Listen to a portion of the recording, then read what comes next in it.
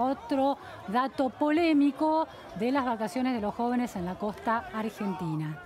Cambiamos completamente de tema ahora y vamos a intentar entender qué está pasando con la deuda después de la conferencia de prensa del ministro Guzmán, el análisis, el diagnóstico que hizo el ministro Martín Guzmán de la herencia dejada en términos de deuda. ¿Es un análisis preciso o es un análisis militante? ¿Y qué viabilidad hay de que el camino que muestra hacia adelante, la negociación de la deuda, tenga chances entre los bonistas? Estamos con el economista director de Ecolatina, Lorenzo Sigó Gravina. Muchísimas gracias por estar aquí.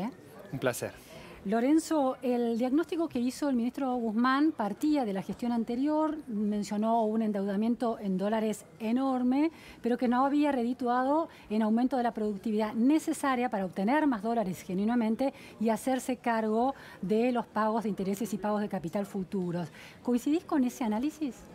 Sí, para repagar la deuda, sobre todo pública en moneda dura, en divisas, la Argentina no solo tiene que crecer, sino que además que crezcan los sectores transables, es decir, las exportaciones para generar divisas genuinas para el repago de esa deuda. Y bueno, el endeudamiento en el pasado no sirvió para eso, en parte fue para cubrir el propio déficit fiscal del sector público nacional en pesos. Y es quizás el pecado original, porque vos cubrís un bache en pesos. Antes el gobierno anterior, al segundo gobierno de Cristina Fernández de Kirchner, abusó quizás de la emisión para cubrir ese déficit fiscal. Bueno, Mauricio Macri quiso usar la deuda, pero no cualquier tipo de deuda, no deuda en pesos. Claro. Si uno tiene un agujero en pesos, un déficit del sector público en pesos y se endeuda en pesos, es un escenario. Si tenés un agujero o un déficit en pesos y te endeudas en dólares, tenés un problema adicional, que no es solo el problema de cómo repagar esa deuda, sino cómo país conseguís esas divisas para repagar esa deuda. Y bueno, eso hace que obviamente el endeudamiento y en moneda dura haga que el problema de repago de la deuda sea mucho más complejo. ¿Qué es moneda dura? Dólares, euros, monedas que la Argentina no puede emitir. En última instancia, si hay que pagar una letra en pesos del Tesoro, no va a haber default. ¿En qué sentido? Porque se puede pedir al Banco Central, con riesgo de inflación, etcétera, que se emita, pero el Banco Central tiene potestad de emitir pesos. Entonces ahora, la deuda se puede pagar porque es en moneda local propia. Ahora, en moneda dura no emitimos euros ni dólares. Está clarísimo el análisis que haces. Ahora, desde un ministro de Economía, datar el problema con el endeudamiento en dólares de la gestión anterior, ¿es estar sesgando una manera de verlo? Digo, porque la emisión, la obtención de deuda en dólares tuvo que ver con una lógica de una herencia recibida desde el kirchnerismo. Sí, en parte lo que le mencionaba antes, cómo se financiaba ese déficit fiscal. Si Mauricio Macri quería bajar los 4 puntos de déficit primario, es decir, antes del pago de intereses de la deuda que le había dejado la gestión anterior de Cristina Fernández de Kirchner, tenía o arrancaba con un ajuste fiscal feroz o iba financiando ese déficit con algunos instrumentos de deuda. ¿Por qué no se hizo quizás en moneda local? Porque el mercado de deuda local en pesos es pequeño y no había montos para hacer eso. Pero bueno, de ahí a no hacer el ajuste fiscal y endeudarse con moneda dura, en euros y dólares, que la única forma genuina de conseguirlos para un país, para una economía, es exportando más de lo que se importa, generó este problema que a su vez, hay que mencionarlo también, no es solo la nación quien tiene este problema. Claramente el gran problema es la nación, pero en provincia de Buenos Aires está pasando algo parecido, por ejemplo. El ministro Guzmán anunció que cualquier plan de sostenibilidad de la deuda, es decir, de sostener una negociación que se pueda sustentar con el correr de los años y no meterse en un callejón sin salida, va a respetar la ley de financiamiento público. Esto es así, ¿no? Dijo que tiene 3 patas, tasas, los plazos y las quitas, el capital. El hecho de que haya remarcado eso es un indicador de por dónde va a ir la propuesta argentina. Sí, dijo que se tienen que cumplir al menos 2 de esos 3. Básicamente lo que necesita la Argentina es un alivio de vencimientos de deuda, sobre todo en el corto plazo. Hay en muy pocos años mucha deuda en moneda dura que devolver, que no tenemos la capacidad de hacerlo. Recordemos, desde mediados de 2018 la Argentina perdió el acceso al financiamiento en los mercados financieros internacionales. La mayoría de los países no paga los capitales, las amortizaciones, los vencimientos de capital de su deuda, sino que hace un rollover, es decir, emite un nuevo bono. Bueno, desde mediados de 2018 no tenemos la capacidad de colocar deuda en los mercados financieros. No se puede hacer el rollover. No se puede hacer el rollover. Es decir, si me vencen 100 millones de dólares, tengo que pagar los cash. Bueno, el FMI Ahí es donde entró con el primer y segundo acuerdo. Sí. Bueno, el FMI le da los fondos a la Argentina mientras hace las reestructuraciones, el ajuste fiscal, etcétera, mientras equilibra o deja en una situación más sana las finanzas públicas, le cubre a la Argentina esto en un programa que es el que ya conocemos, el que llegó a ser un acuerdo por stand-by por 57.000 millones de dólares, que se usaron los 45.000 millones nomás. Bueno, y ya el fondo después, de alguna manera, cuando hubo el cambio de gobierno, frenó ese acuerdo y hoy ya solo queda una alternativa. O se paga cash con reservas del Banco Central, esos vencimientos en moneda dura, o se entra en una reestructuración para aliviar el pago, sobre todo en los próximos años. Ahora, de esos tres componentes, tasas, quita y plazos, hoy se conocieron las declaraciones de Joseph Stiglitz en relación a que va a haber necesariamente una quita y sabemos de la cercanía entre el ministro Martín Guzmán y Stiglitz. ¿Efectivamente crees que va a ir por ese lado? ¿Dos de ellas, una va a ser la quita de capital? Sí, hay distintas formas. Digo, si esos 100 millones, en vez de pagártelo en un año, te lo pago en 5 años, por más que no te llegue una quita nominal, sí, no es lo mismo que te llegue todo en un año que te llegue en 5. Claro.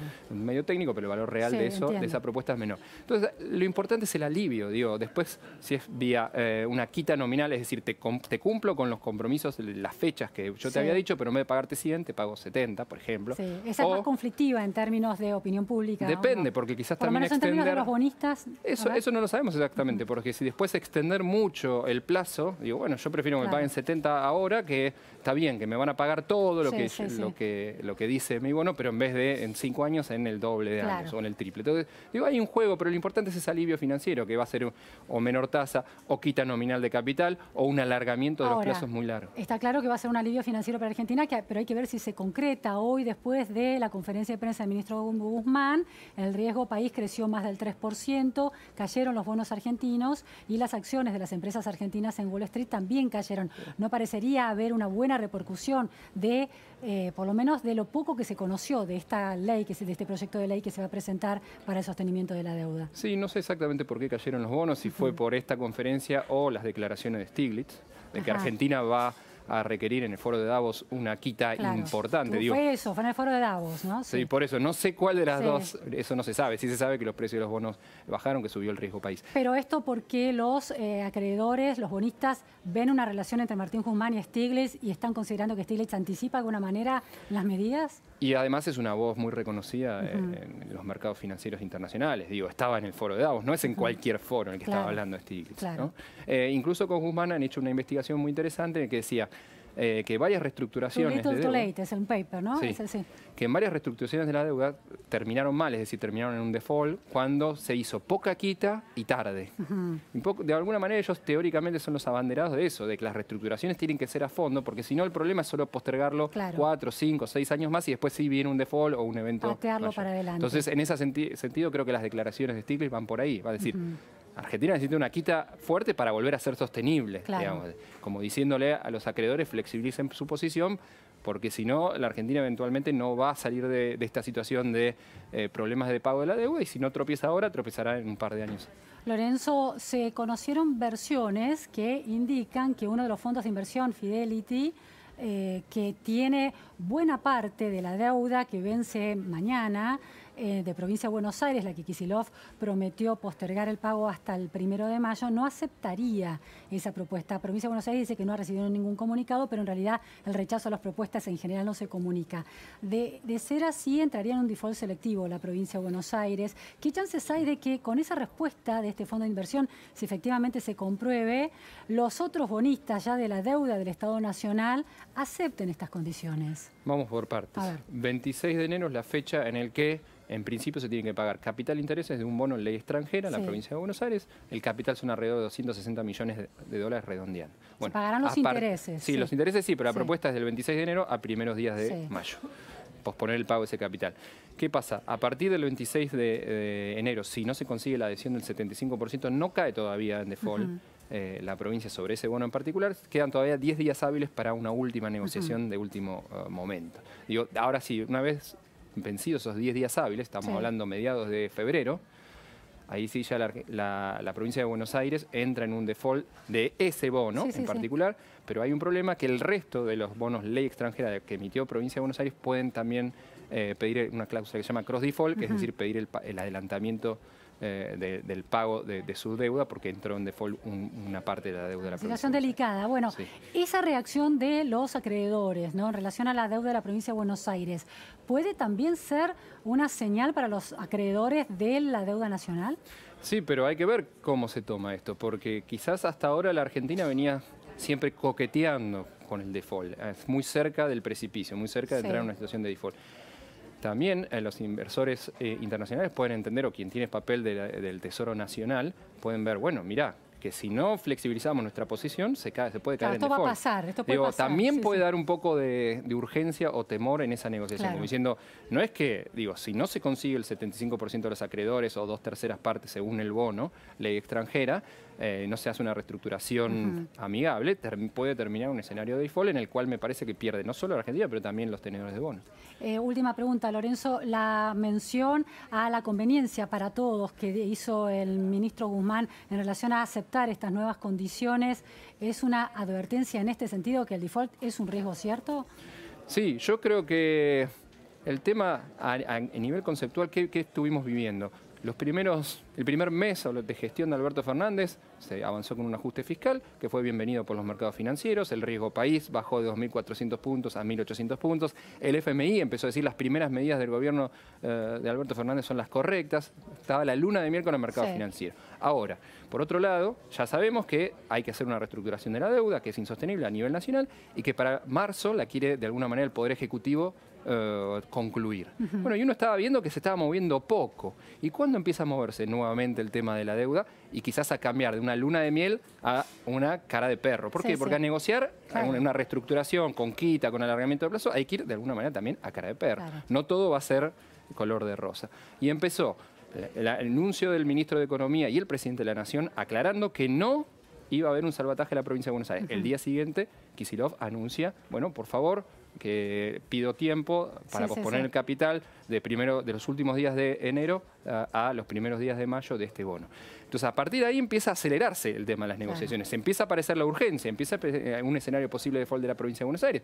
Hoy se manda al Congreso Nacional este proyecto de ley y todo eso hace que estemos ya en la recta final y que empiece a estar la negociación. La negociación, por definición, va a tener momentos de distensión y momentos de tensión. Este es un momento de tensión, entonces. Exactamente. Muchísimas gracias, Lorenzo. Hemos llegado al final de la repregunta Noticias a Fondo con los temas del día, los temas que importan, las entrevistas claves en profundidad. No se vayan, sigue Mariana Arias con Noticia y Media. Muchas gracias, hasta mañana.